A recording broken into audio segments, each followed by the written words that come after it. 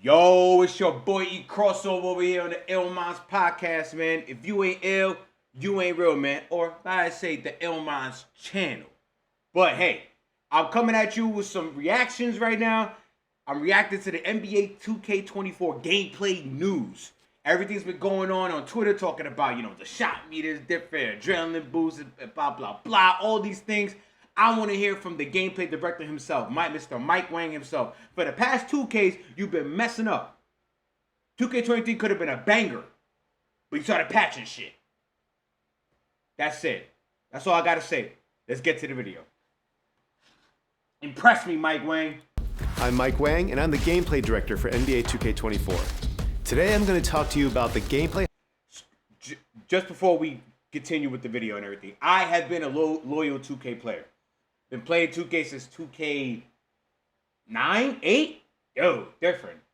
And wow, so far, man, I've hated the path that they have taken for the past 2Ks, man. Especially with the microtransactions. All this stuff sounds good. But how will microtransactions be brought up to this game? If everything is still going to cost $100 or maybe more than $100 for a my player build, it's going to be an uproar in the community, man. I'm telling you, man. People are going to be like, nah, man, you can't do that, man. It's not economically successful for a person that works a 9-to-5 and that wants to actually spend money on other things than the $70 that they're putting into this video game, and then an extra $150 or extra $100 to make a damn my player build. And if the build sucks, you gotta spend more money to buy another build. Nah, that's not cool. I don't care if they make so much money off of that. That's gluttony. That is greed. That is horrible. They should be arrested for that. I don't care. You should be arrested for that, bro. You're taking money from people, bro. It's a scam. There's no reimbursement or anything like that. Nothing. That's crazy. So, I don't care. This 2K community sometimes, man, with the whole money situation, there should be no money involved with me making a player. I'm sorry, and upgrading my player. There should be no money involved. Actual cash.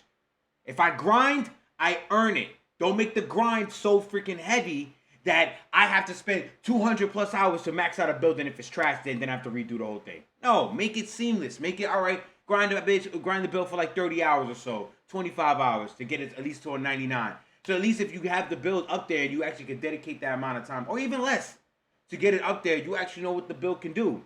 Or have a preview of what animations that the build can get and everything before you do it. Try out the animations and go, damn, this may be the build.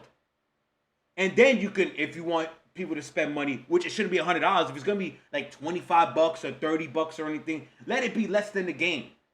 I'm just saying, if you're gonna do that to make money, then make it way less than what it is before. Because the less money you have and the more possible builds that you could create, that's more money piled in. Just because you're charging less, if people are gonna keep buying more and more and more, they're gonna make 10, 20 builds. And you're gonna make that amount of money on the same if a person's making 5 builds if you're spending $100. But those 5 builds ain't gonna mean much. At least 20 builds, you have so many different gameplay elements, so many different experiences, and then there's more viewership for the channels, and people can actually see. But that's it. That was long-winded. That's my rant with that, man. Let's just get to the video. I'm just saying, man, there's so many things that they can do to be very successful, man. There's so many people that charge less, but the consumers buy so much of the product that you make so much profit regardless, especially if it's of quality too. But I'm not gonna go into the business side of it or anything like that. But let's go. That's just my broad thinking. But that's all. Let's continue, man. Highlights that are driving the underlying NBA 2K24 experience across all consoles. Let's get started. You got me, Mike Wang. When it comes to offense, shooting and dribbling are more accessible and intuitive, enabling players of all skill levels to flourish on the court. How so? Players who play on Hall of Fame or comp online games will be playing with green or miss shot timing for the ultimate challenge. Ooh, comp online? So what are you saying, Mike Wang? You saying if I play quick play, I have to know the shots? Skill gap? Ooh! But team control modes will see more forgiving shot timing, so you won't have to memorize every single player's release to the exact frame to find success. My team. All them damn slightlies and shit going in. I hate that. Advanced layups like floaters, reverses, euros, hop steps, and scoops are much more effective this year. Yes, because they've been trash for the past 2Ks, man. They've been trash. I don't care. People say you can pull it off against trash-ass players. If you face actually good defensive bigs or guys that are playing zone, you ain't pulling that shit off like that. You're not. Only in park and against trash players in the wrecking pro-am. I'm just saying. And I'd encourage everyone to try out layup timing. It's much more forgiving for high percentage layups and also gives you the ability to finish tough circus layups in traffic if you can master it. For dunkers in New Gen, I love layup timing in 2K23. I thought it was a little OP if you knew what you was doing, but if you actually know what you're doing, you got the right badges, it was skillful. I'm glad that they brought that back. I love layup timing. I think that they should do something with the dunk meter. No dunk meter. You get a boost. You get a boost to be successful in your dunks, but you have to time it. It's got to be a slightly early that's like say it's 100%. If you get a slightly early or slightly late, it has to be like 97, 98 for you to at least to have a probable chance, a better probability of making it. All right? So I think if you study your dunks and everything like that, I think that'd be cool. If you could take out the dunk meter and you get a boost from that too. Because I heard you get like a 20% increase if you take off the shot meter. But that's like a whole different thing. Like we have to experience in the game. Because I think that it could be kind of busted if it's 20%. And it could be a little forgiving. But I don't know. I don't know how shot time is really going to be. If it's really going to be that difficult, it just regardless if you have meter or no meter. And still with the 20% boost, it still doesn't increase it that much. Even though it's a 20% increase. You can now force rim hangs from any two-hand dunk by simply keeping the sprint trigger held when the dunker grabs the rim. That's cool, I know. Down on the pro stick will give you flashy dunks, and up-down or down-up my bad, I'm talking over. Dunker grabs the rim. Down on the pro stick will give you flashy dunks, and up-down or down-up double throws will let you attempt contact dunks in traffic. Oh! Differentiating the two? Yes, love it. You can now branch out of any offensive rebound to a putback attempt by simply pressing the shot button after the catch. Post fades and hop shots are also really effective shots for post players, and you can definitely feel the impact of strength and weight as bigger players easily dominate weaker ones on the glass. Shooting listen, post scorers and 1v1s are so freaking annoying, but let's see. Hopefully the post moves ain't busted. Has been customized and improved for all various modes, difficulties, and player skill. Really effective shots for post players, and you can definitely feel the impact of strength and weight as bigger players easily dominate weaker ones on the glass. Shooting has been customized and improved for all various modes, difficulties, and player skill levels, but in order to get high percentage shots, you need to know how to create separation off the dribble. One of my favorite elements in NBA 2K24 is the dribble breakdowns. Okay. Each player has two versions. Regular breakdowns are done by flicking up on the right analog stick, and aggressive breakdowns are done by flicking up with sprint held. You see those bump animations? 2K16? 2K16? Is that defense we playing? 2K16 defense? Oh my god. That's one of the best defensive mechanics I've ever played in the 2K. In terms of competitive mod player, oh lord, loved it. This will initiate a sequence of signature size-up moves that you can use to create separation with on their own, or branch out of at any time for an explosive. Yes, contact dribbling. I like that. It makes it more realistic. All right, Mike Wang, you fucking impressing me right now, man. This shit better be good. I swear to God, if there's too many OP animations, y'all gonna take forever to rework them. Oh, I really hope y'all did y'all thing with this one. Drive or other Sounds dribble move so combo. This year features all new signature double crosses, Ooh, hezzy crosses, and escape moves. You saw that crossover? Cause I previously watched the pro play. Also, I recently watched the pro play and everything, and knowing that it's the same thing as like the soccer game called FC 2024. They have the same thing. I think it's called Hyper V or anything like that, where it motion captures everything in the game and puts it inside the. In real life and puts it inside of the game realistically how it looks in actual television. Crazy. In fact, they have that with Pro Play also. Hopefully there's more new animations. Stop recycling animations for seasons. That was the dumbest thing I've ever seen, bro. We're going to give you animations that were already in the other games, and we're just going to say, F it. We're just going to give it to you as a seasonal reward. Like, what? Not even reward, just like when the season comes, new animations like that. No, let it be brand new, like shit we never seen before. Another major addition is the blowout dribble. Tapping the sprint trigger while moving will give you a quick burst of speed where the ball handler pushes the ball ahead to get out quickly on the break. That sounds a little busted if clamp breakers still exist and it's OP like it was last 2K. That right there, that dribble move. I don't know. While moving will give you a quick burst of moves. Another major addition is the blowout dribble. Blowout dribble. Oh, I don't know, man. Rim running. Back again. Let's see, man. Let's resume. You a quick burst of speed where the ball handler pushes the ball ahead to get out quickly on the break. I don't like that. Adrenaline boosts are back, but have been redesigned to make both offense and defense more skill-based. On offense, boosts are no longer lost when pulling off dribble combos or moving short distances. Ooh. This gives dribblers much more freedom to create off the bounce. Let's go. Losing adrenaline won't feel like moving in mud like last year. I like the adrenaline boost for dribbling, but the fact that they took it out, I don't mind it either. I just want to know what the stamina penalty is if you over dribble. Or do you lose a lot of energy while dribbling to where you're like, I can't really do any fucking moves. I do 3 dribble moves. I'm tired. So, I don't know. Let's see. Year, but it will heavily impact shooting attributes. So if a my good defender, bad. losing adrenaline won't feel like moving in mud like last year, but it will heavily impact shooting attributes. Okay, that's so good. If a good defender can bump. That's good. If you over dribble, I'm playing good defense. Boom, boom, boom, boom, boom. Let's see. Here, but it will heavily impact shooting attributes.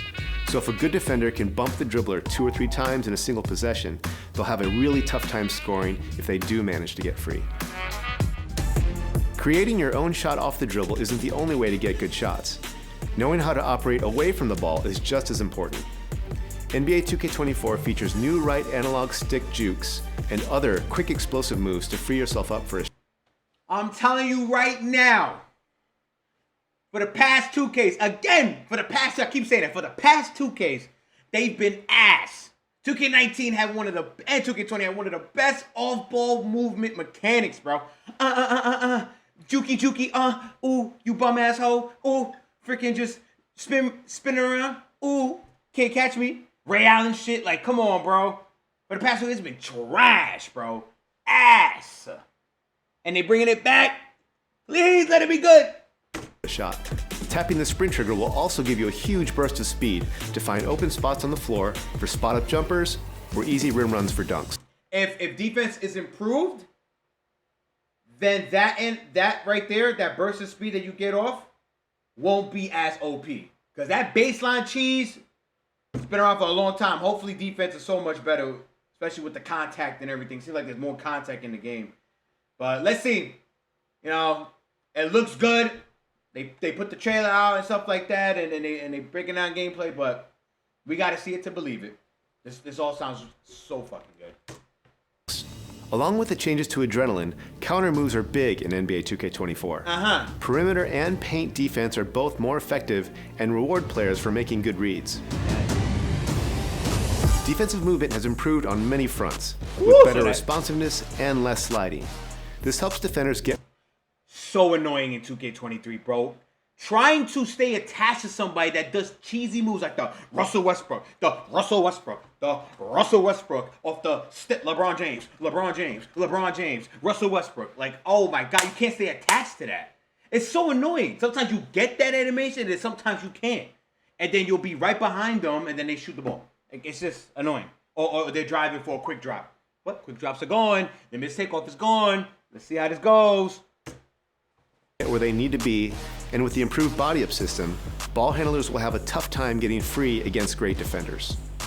The improved contact can also be felt in the paint. Woo! Big defensive anchors will have a much easier time putting a body on shooters at the rim and forcing tough shots. Thank God, man. Paint defense was so bad. I felt bad for all the big men, bro. Even the good big men, bro. Bro, bad. Paint defense was horrible. I keep it a stack. I keep it a stack with that. I know you needed some type of IQ and all that too, but trust me, it's bad compared to other 2Ks. It's horrible. I think it's one of the worst like paint. I can't say that. I'll have to remember a lot of the other 2Ks, but right now, recent memory, this is like one of the worst I've ever played. Directional steals are also back. Oh, direction. Oh, I'm sorry for pausing, man. I'm sorry. Directional steal in his back.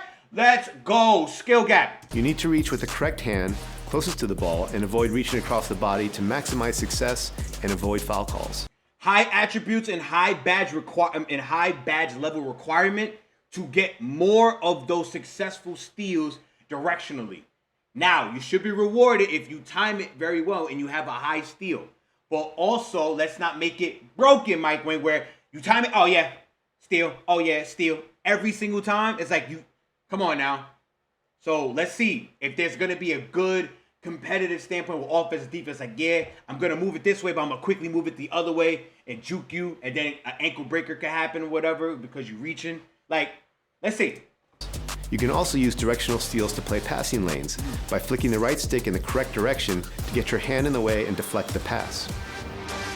Takeover returns to NBA 2K24, but with a different spin. Instead of assigning a takeover ability as part of the build process, now you can choose a category of attributes to boost on the fly.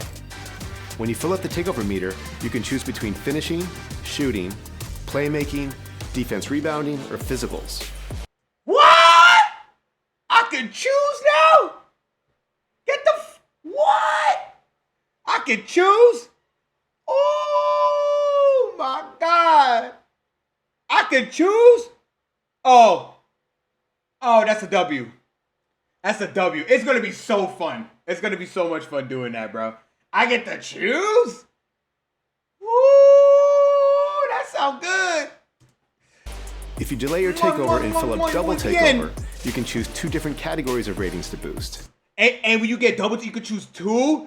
Muy bien. Muy bien. Oh my God. Making you a true threat on both ends of the floor. 2K Smart Play is back, making play calling more accessible for everybody. As you bring the ball up court, an overlay will come up recommending the best play and player for that possession. Quick play players. Tap L1 or the left bumper before crossing half court to run it. And to call your favorite plays, press the directional pad to the left and choose from up to 16 of your preferred actions. You can call anything from full plays to ISOs and give and goes. Ooh! More accessible? Everything about offense, defense, and coaching has been streamlined to make NBA 2K24 more enjoyable for all. We can't wait for you to experience the ultra-realistic gameplay in NBA 2K24.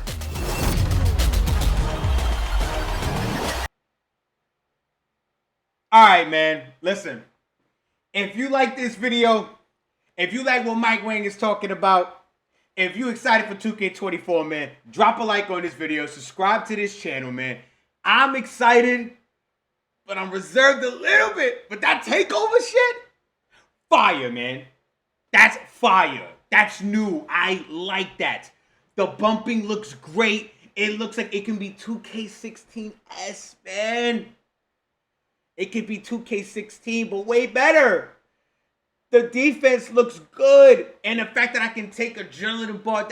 Listen, it's already a long-winded video. Let me just cut this short, man. If you ain't ill, you ain't real, man. If you new to this channel, drop a hashtag ILLMINDSNEW.